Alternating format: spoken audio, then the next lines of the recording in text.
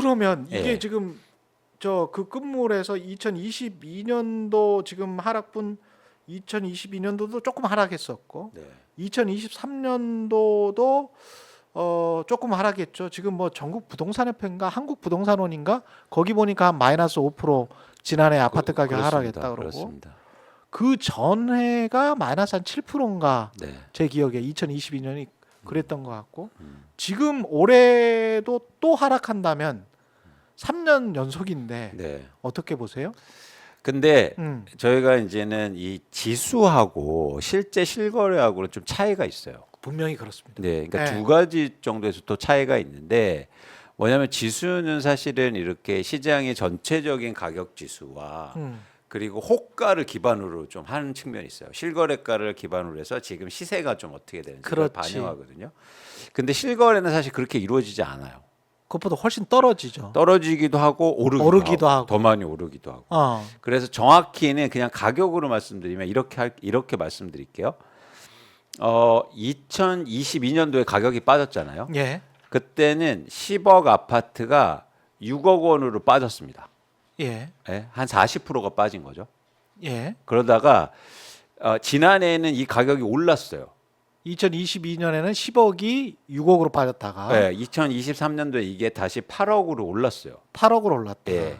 이걸 제가 평균으로 얘기 드린 거예요. 예. 이런 감만 있으시면 좋으니까. 예. 그러다가 지금은 이게 한 7억대로 거래가 조금씩 되고 있습니다. 그러니까 서울 아파트 기준으로 네. 보면 네. 서울의 평균 매매가가 10억 왔다 갔다라고 한다고 그런 보도는 많이 보셨을 네, 겁니다. 네. 예. 10억, 11억 하거든요. 예. 그게 이제 6억으로 빠졌다가 음. 8억으로 다시 올랐다가 음. 지금 다시 이제 7억. 7억대로 빠지고 있는 거죠. 예. 예. 그것도 30%네요. 그러니까 지수와는 비교가 안 될 만큼 많이 빠진 거네. 그렇습니다. 예. 근데 더 중요한 건 이제는 그 빠진 매물의 양이거든요. 예.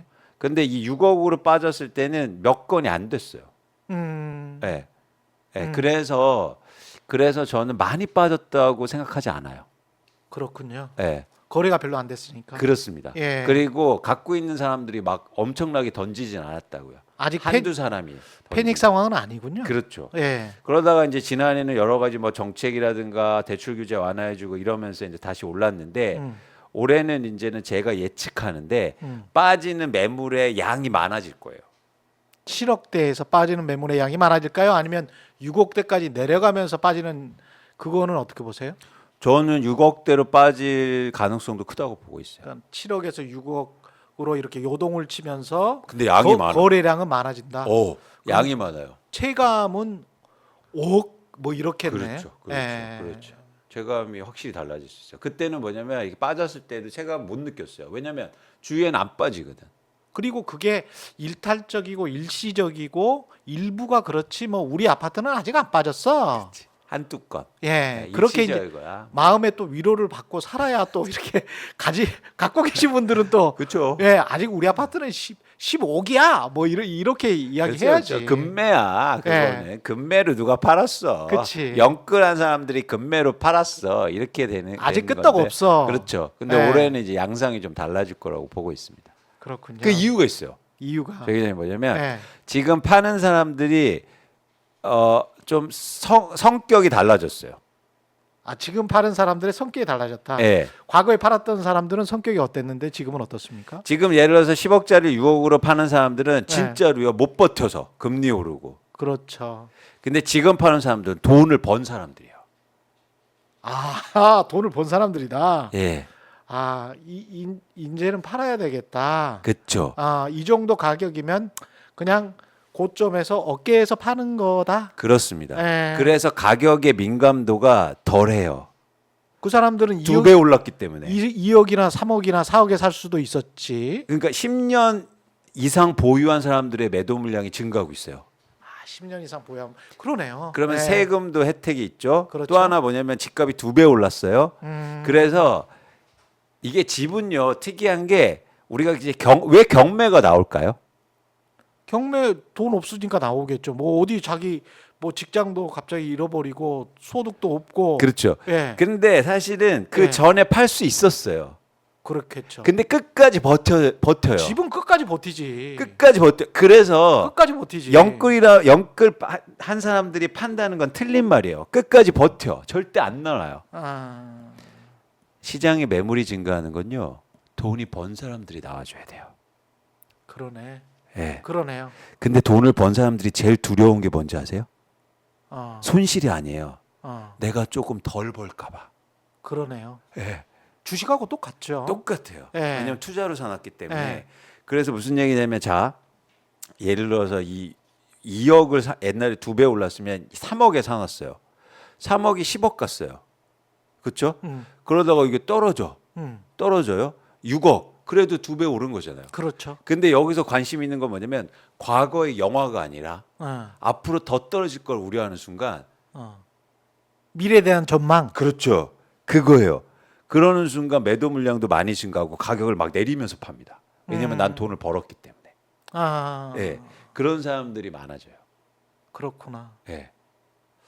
저는 그거를 인구 구성하고 이렇게 맞춰가지고 짝지어서 생각을 해봤는데 그렇게 생각을 해봐도 도저히 답이 안 나오더라고요. 근데 지금 예. 최 기자님 저희가 방송 전에 잠깐 말씀하셨는데 예. 저는 그 지점이 굉장히 중요하거든요. 예. 그러니까 일단 2024년을 넘어서 예. 향후로 한국의 부동산을 전망할 때 미래 전망이잖아요. 아까 그 관점이 되게 중요해요. 인구 구성. 예. 그러니까 인구가 감소하고 된다고 그래서 집값이 빠진다는 얘기를 드리는 게 아니에요. 예. 제가 드리고 싶은 말은 뭐냐면 한국 집값 상승의 가장 큰 동력이 뭐였냐면 갈아타기였어요. 맞다. 예. 그래서 예를 들어서 노도강의 집값이 오르면요. 강남의 집값에 영향을 미쳐요. 왜냐하면 노도강에 투자로 사놨다가 오르면 그걸 팔고요. 그 이익으로 다시 강남에 가거든. 그렇지. 그러면서 아까 이제는 정몽주 위원께서 말씀하신 것처럼 거기서 강북에서 팔아. 그다음에 한강변으로 가. 그렇지. 한강변으로 간 다음에 강남으로 이동해. 아, 이러면서 계속 수요가 생겨요. 그래서 가장 출발점은 뭐냐면 네. 가장 강력한 한국의 수요는 갈아타기 수요예요.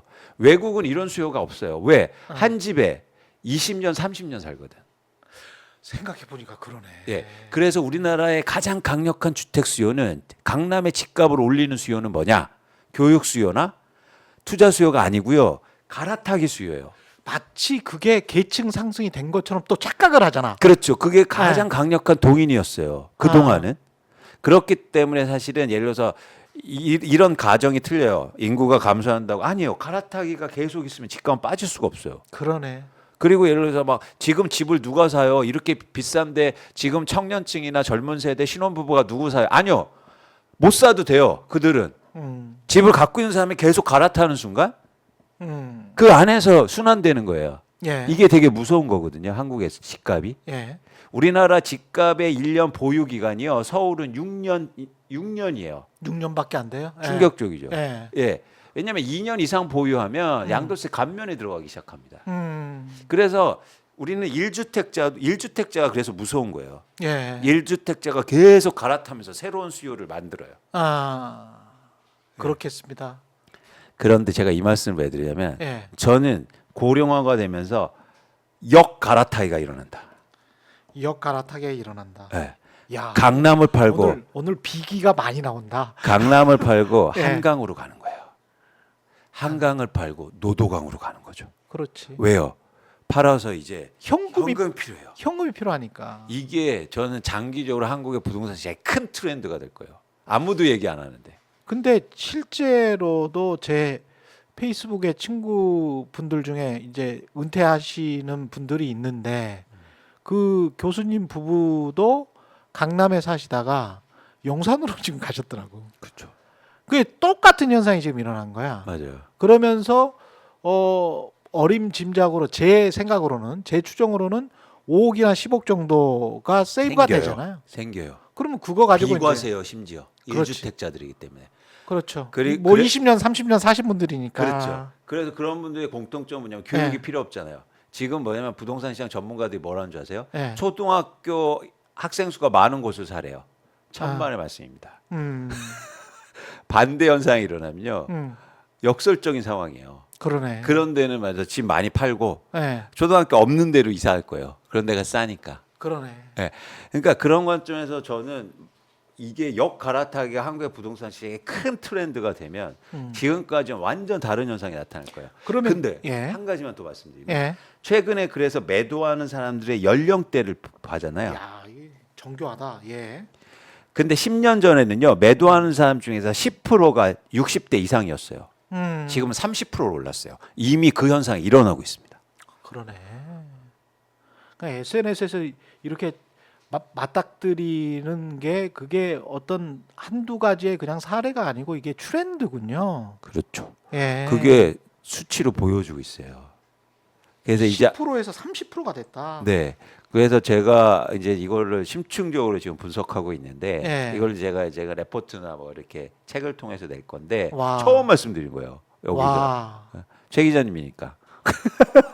아니 이거는 아니 오늘 보신 분들은 기억해야 될 게 굉장히 많습니다. 노원구 그 시절이 다시 올지는 모르겠습니다만은 네. 노원구하고 울산이 올라가면 그때 팔아라. 네. 예, 네. 그거 꼭지다. 네. 그리고 역 평균화 현상이 일어나는 겁니까? 이렇게 되면 그렇죠.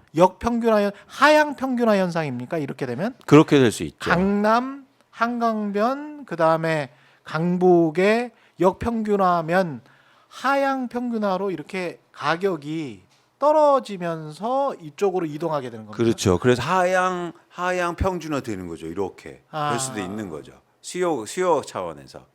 이게 바로 최근까지의 역사만 생각하시는 분들은 말도 안 되라고 생각하시겠지만 제가 아는 또 다른 유명 애널리스트 아까 그분 말고요. 네. 예, 파신 분 말고 또 다른 유명 애널리스트는가 저기 도봉산 밑에 땡땡 아파트 굉장히 큰 거 40평, 50평을 사셨을 때 네. 그때 가격이 한 4억 됐었거든요. 네. 그런데 그때 당시에 강남에 그 지금 말했던 은말할지 다른 데 있지 않습니까?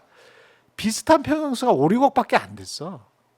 기억하실 겁니다. 90년대 그렇죠. 말쯤이었어요. 그렇죠. 그래서 이게 그 1, 2억도 차이가 안 났다. 그렇죠. 어떤 강북의 아파트들 특히 뭐 워커힐 아파트 같은 경우는 훨씬 더 비쌌었거든요. 그렇죠. 예. 그런 것들을 생각해 보시면 이게 트렌드가 변할 가능성에 관해서는 늘 생각을 해 보셔야 됩니다. 그럼요. 예. 그리고 또 하나 제가 보고 싶은 건 뭐냐면 말씀드리고 말씀드리고 싶은 건 이게 부동산 자산 가격 결국엔 자산 가격은 제가 볼 때 장기적으로 평균 가격이 올라가는 거예요. 예. 그러니까 평균 가격이라는 걸 생각하셔야 돼요. 예. 평균 가격은 두 가지가 오르는 거죠. 하나는 아. 뭐냐면 비싼 게 더 오르고 싼 게 떨어질 수가 있는 거고 아. 반대로 비싼 게 떨어져도 싼 게 오르면 평균 가격이 오를 수 있잖아요. 그래서 우리는 평균의 함정이 있는 건데 그래서 사실은 이런 어떤 그러니까 시장이 항상 다 모든 게 오르지 않는다. 평균이 오르는 거다. 그러면서 큰 트렌드와 웨이브가 있잖아요. 그렇죠. 그거를 보실 줄 알아야 돼요. 그러니까 투자로 세상을 본다는 건 그거예요. 평균의 함정을 빠지지 말아야 돼요. 그렇지. 모든 집값이 오르지 않아요. 음. 지금 뭐 양극화다 이런 말 하는데 양극화는요 100년 전부터 있어 왔어요. 그렇지. 그러니까 더 이상 할 말 없으니까 뭐냐면 초양극화, 뭐 초초양극화 하는데 아니 그거는 새로운 트렌드가 아니에요. 그게 이제 어쨌든 양극화인데 평균 가격이 오를 때 사실 나의 선택에 따라서 매우 달라질 수 있다는 거죠. 그러면 지금 말씀하신 걸 종합해 보면 투자의 관점으로 본다면 은퇴자들이 장기적 관점으로 10년, 20년 살 곳들을 내가 지금 선택해야 된다라고 하면 오히려 은퇴자들이 선호할 만한 합리적 가격의 공동주택을 선택하는 게 나을지도 모르겠습니다. 그렇죠, 그렇죠. 아니면 네. 뭐 좀 더 적극적으로는 사실 만약에 사고 싶다면 네, 그런 변화를 보면서 사실은 지금 무거운 이 부동산을 굳이 이렇게 끌고 갈 필요가 없다는 거죠. 예. 아니면 뭐 굳이 뭐 여유가 있는데도 부동산을 지금 꼭 살 필요는 없을 수도 있다. 그렇죠. 예. 그러니까 만약에 부동산이 막 하락해 하면 그러니까 내 집 마련하고 이런 거에 저는 적극적으로 추천하는데 예. 사실 뭐 집을 막 무리하게 많이 갖거나 예. 아니면 이런 분들이 예. 집을 그렇게 갖고 가실 필요가 없다. 그리고 그러면 이미 그런 변화가 일어나고 있다는. 2021년 고점 10억에서 아까 그 표현하신 대로 6.5에서 7.5로 왔다 갔다 하는 그런 시장이 2024년에 전개된다면 이게 이렇게 가다가 늘 이제 부동산을 안 갖고 있는 사람들은 포모가 있잖아요. 뭐 배제되는 어떤 그 공포. 그래서 갑자기 또 팍 튄다거나 그렇죠. 워낙 뭐 대출이랄지 뭐 이런 규제랄지 뭐 재건축 이런 거 다 완화한다고 하고 정부가 뭐 집값을 떠받들기 위해서 뭔가 좀 하는 것 같으니까 네. 그거에 관한 불안 심리가 분명히 있잖아요. 있죠, 시장에. 있죠, 그래서 있죠. 요거 갑자기 또 반등해 버리면 나만 손해 아니야? 내 안 사고 있다가 그래서 6.5에서 7.5로 왔다 갔다 한다. 그 이후에 5년 후, 10년 후 우리가 이제 집을 거주의 수단 플러스 투자의 수단으로 같이 생각을 한다면 그 관점에서 본다면 어떻게 생각해야 돼요? 그러니까 말씀드린 것처럼 예. 사실은 가격은 오를 수 있다. 다시 회복하고. 예. 그런데 지금까지와는 다른 시장이 형성될 가능성이 있다는 거예요. 아, 그러니까 똑같이 생각하면 뭐 강남이 계속 오를 거야. 음. 좋은 데가 오를 거야. 이러지 않을 수 있다. 음. 막 서울에 그런 지역만 계속 올라서 음. 마치 뭐 그러잖아요. 그런 데는 불패라고 얘기하고 사실 바뀔 수 있다는 거죠. 이런 아. 어떤 인구 구성, 예. 노령화, 그다음에 이런 역 갈아타기 현상들이 일어나면 예. 우리가 예상치 못한 시장이 형성될 가능성이 있다는 거고요. 예. 저는 그렇게 생각해요. 그러니까 뭐랄까 기회는 어디서 오느냐? 음. 그러니까 기회는 남들이 생각하지 못한 데서 오는 거잖아요. 그러니까 사실 저희가 이런 부분에 대해서 엄밀히 고민해 볼 필요가 있어요. 남들이 다 똑같이 생각하는 건 가격이 이미 포함돼 있잖아요. 그렇죠. 그렇죠? 예. 근데 그런 데서 아무도 이익을 낼 수가 없다고요. 그럼 맞습니다. 예? 예. 맨날 모여서 뭐 강남 얘기하고 거기서 어떤 그 기회가 있겠습니까? 아. 근데 이러한 생각들을 한번 해보시면서 한번 나의 자산 구성 그리고 앞으로의 미래 이런 것들도 한번 고민해 볼 필요가 있다는 거죠.